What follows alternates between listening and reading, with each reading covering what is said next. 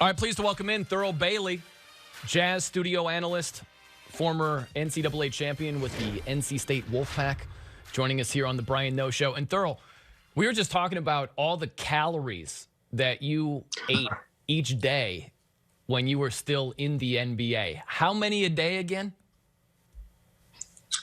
Well, it was about 10,000 a day.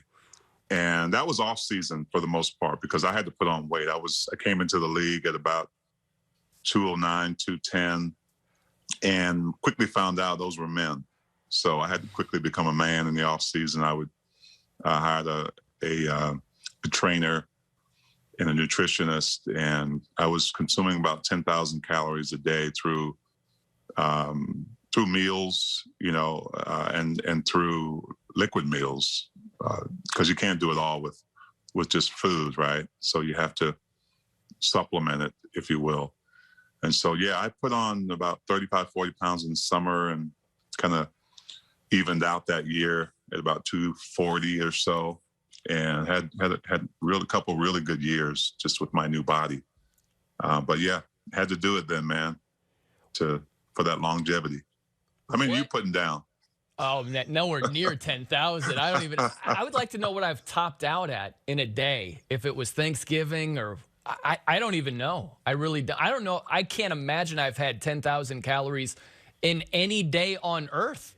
So props to you for doing that each day. That is not easy. Very difficult to do. And I hated it some days that, my nutritionist would try to cram food down me, and I was dedicated to it, and it did work. My body fat was way too low, unhealthy low, like 1% when I came into the league. So, but I'm thankful for it now because, I'm still kind of where the weight I played at right now at 60 years old yesterday.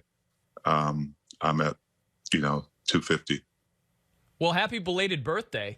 That's awesome that you just had one.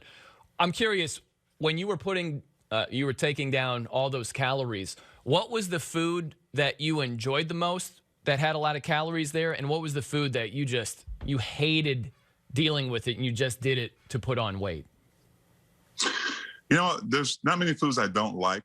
Mm-hmm. I learned about kind of what my body responded to and what I liked. And especially being that active, I could eat about anything. It wasn't a lot of junk food.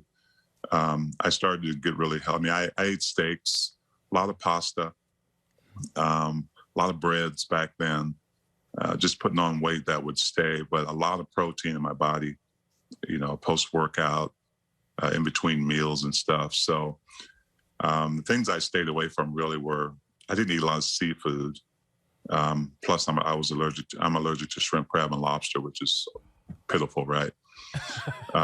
So I was a steak and potatoes guy. Still am. You and me both. That's and a lot of fish. Yeah, me too. A lot of salmon. Yeah. Oh, Thurl, we're like brothers here. I didn't know this. I have to ask you before we get to the Jazz present day. Back to your playing days. You mentioned you realized these are men. We always talk about a welcome to the NBA moment. What was your "these are men" moment where maybe you went up for a rebound and bounced off a dude who was boxing you out? Do you have any stories that you remember along those lines? Oh, a lot. I have a lot of stories. You ever get to talk to Rick Mahorn? He always made sure I felt his presence right at the beginning of the game. Guys like him and Maurice Lucas, you remember him. Mm-hmm. The first thing Maurice Lucas would do is make sure he got an elbow to somewhere up here, right? Not to the chest. I mean, he wanted to come out and make a statement early. So, those were the days when that was legal, right? And so, there's Maurice Lucas ripped my jersey off one game. I remember we were at their place. I think it was in Phoenix. That part of his career, and I grabbed my jersey and just ripped in half. I had to walk straight to the locker room for another jersey, but that was legal too. And no technical foul. They're just like, hey, can I get a new jersey, I guess, huh? No, they looked at it as it wasn't purposeful. He got his hand accidentally caught in the top part of my jersey. The old accidental hand ripping the jersey in half, Hulk Hogan style. Gosh, those inadvertent hands back in the day. It's amazing how things have changed. How about this also, Thurl, where watching the national championship game in the NCAA tournament, Jim Nantz mentioned Terry Gannon, your former teammate with the NC State Wolfpack. And I just thought about that today, being able to interview you. I'm just curious, when you watch March Madness each year, does it bring you back every single year to Jim Valvano and winning a championship in '83? Yeah, it comes back in some way, whether I bring it back or someone brings it back to me. Yeah. Right. Jim Nantz and I are really good friends. He worked here in Utah for a while. And as a matter of fact, he gave me a nice praise in my new book about that championship season because he went to Houston. And so he was sitting in the crowd, and obviously he was hoping for a different outcome. But yeah, this is a special time of year for me and all my guys who are on that team. And I think the reason is because we were right at the beginning, right? At the beginning of March, right? As it went mad. We really stapled the fact that anybody could win this thing. If things line up the right time, the right place, it's not always, the team that's dubbed to be the champion. So I think, from that point on, especially with Coach V and his antics and how we were and the journey we went on, made it such a special championship like no other, really. Does it, you just mentioned your birthday yesterday.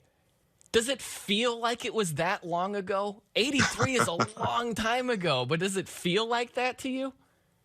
It doesn't when you relive it, right? Yeah. I think the moment, because of those moments, I mean, there's some indelible moments that, everybody would recognize, whether it's Coach B running around looking for somebody to hug, or Lorenzo Charles dunking the ball in, or that Phi Slamma Jamma team that was just an amazing force. It's one of those moments in history that just keeps coming back, right? It keeps, the 30 for 30.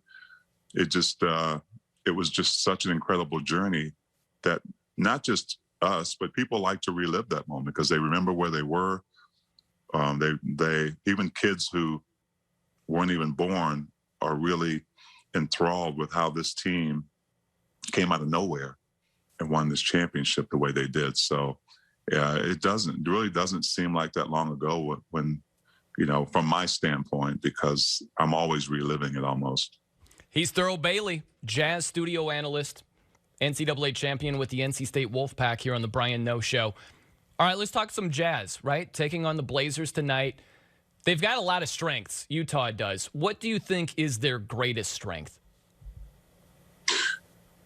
Wow, that's I have to say, if I'm speaking to Coach Quinn Snyder, he always mentions defense first, right? Because that has to be, you have to have an identity as a team, and that's what the Jazz always talk about, how their defense allows them to do some of the other things. So I think that's probably their greatest strength, and that's anchored obviously by Rudy Gobert, who I believe is, if he's not in the top two defensive player of the year talk right now, something's wrong. But it starts there. But I also think that what the Jazz are doing right now isn't something that just instantaneously happened this season. It takes time to build this kind of a team, to find players who will buy into Quinn Snyder's philosophy. The three-point shot is another one of their greatest strengths on the other end of the court. They rely on it, right? I mean, they've got multiple guys who can shoot it. They sometimes, and most of the time, more of their shots are three-pointers than twos.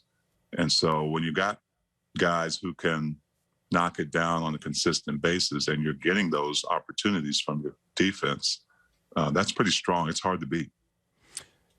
What do you think is their biggest weakness, as not just right now, but as it projects to the playoffs potentially? Well, other teams are getting better as well. We saw that the last couple of games, right, with Dallas and also with Phoenix. But the hard part is other teams have to pick their poison, because if they try to stop one thing, then the Jazz, if they're on, somebody's on another night, then it's hard to stop them. But their biggest strength right now, the biggest weakness right now is probably consistency on the transition defense part. Teams are trying to get back on a missed shot before Rudy gets back to the paint, or before Derek Favors can get back to the paint. And the Jazz they dig themselves the hole sometimes. And along with that weakness, I think are the weak starts for the Jazz. The first quarter is so important for the Jazz that they're not playing uphill most of the game or most of the quarter. And that's what Dallas and Phoenix really have had them do. And, it takes a lot of energy to do that. Jazz have been able to come back.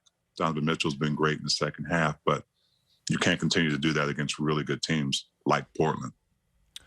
What are you anticipating tonight with the Blazers? They had a clunker against the Clippers. They allowed 47 points in the first quarter, and it was a disappointing effort. But the Jazz coming off a game last night that went into overtime, second night of a back-to-back. What do you have your eye on tonight, and what do you anticipate in the game? I'm going to be looking at their legs as far as the back-to-back goes. I know how those are, especially an emotional game, an overtime game that, starters and marquee guys have played a lot of minutes. So that's when the first quarter is going to be important. Jazz are playing really well at home, like 22 straight wins at home. And obviously that's going to be something that's going to motivate them. We've got 5,000 plus people in the stands, which helps. But I'm going to be looking for that energy early on from the Jazz. And I'm going to be looking for Donovan to really get off to a better start. I think before the game last night, he was doing pretty well at coming out and getting to the line early. I think that gets him going. But yeah, it'll be a good match. I mean, it always is a great match. And the Portland that the Jazz are going to see, the Blazers the Jazz are going to see tonight is not the same Blazer team that they saw earlier in the season. Yeah, no doubt about that. Thurl Bailey joins us here on the Brian Noe Show. I got to dive into your musical background, Thurl, because I'm just thinking about you on the vocals. If I had a voice as good as you, if I'm on a song, I would want to start each song with some Barry White type intro, just something. You have to. Right? Are you tempted to do that on each song? Yeah, I am, because I know who my audience, I know who my audience is. And when I can start a song out, hey, baby, when I can start a song out like that, I got them, right? I got them. The rest is like butter. Yeah. It's a layup from that point on. The instruments that you played, do you still play them at all these days?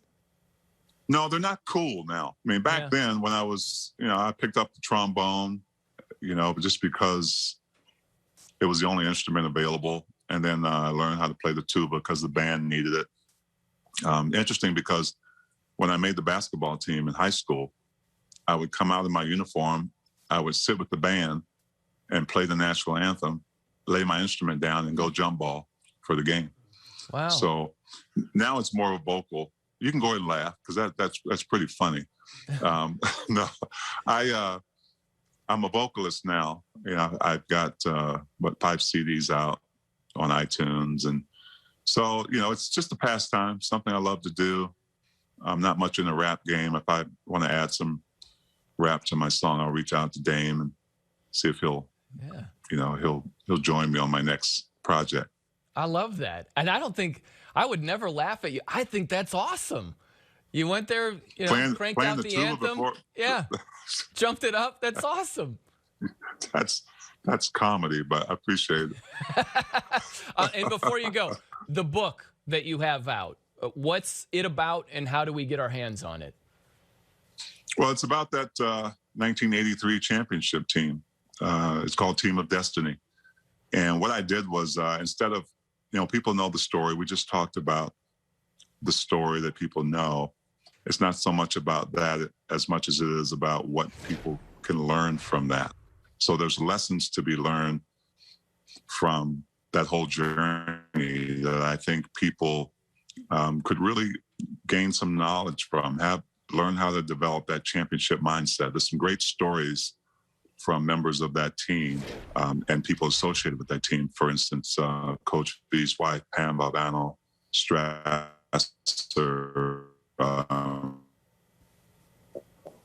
husband, and this used to write about, she found one that said win a championship. And then later on in his life, after that one came true, after he got sick, she found one in his coat pocket that said cure cancer.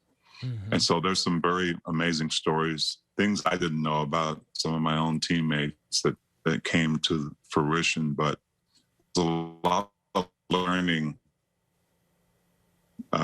things that people can learn from the stories in this book. And I've laid it out in a way that hopefully it's captivating. Got some, of course, Jim Nance is one who gave me some good praise on it. Mike Krzyzewski at Duke, Ernie Johnson from TNT. So I've really got some great folks who have been kind enough to read it and give me their feedback on it. That's awesome. Oh, and it's called, I told you, Team of Destiny. You can get it at thurlbailey.com or on Amazon as well. That's great. Well, hey, man, really enjoyed chatting with you. Again, happy belated birthday. Salute to you for playing musical instruments before tip-off, you know. Props to putting down 10,000 calories a day in the off-season. You are a man of a lot of different facets, Thurl Bailey. This was fantastic visiting with you. Well, I appreciate it. Thanks for having me on your show, man. And it's going to be a barn burner tonight. There you go, man. Blazers Jazz, baby. Yeah, we'll enjoy it. But we'll catch you down the road, Thurl. Enjoy your day, man. All right. Thank you. Thank you. There he is, Thurl Bailey, Jazz studio analyst, NCAA basketball champion with the NC State Wolfpack.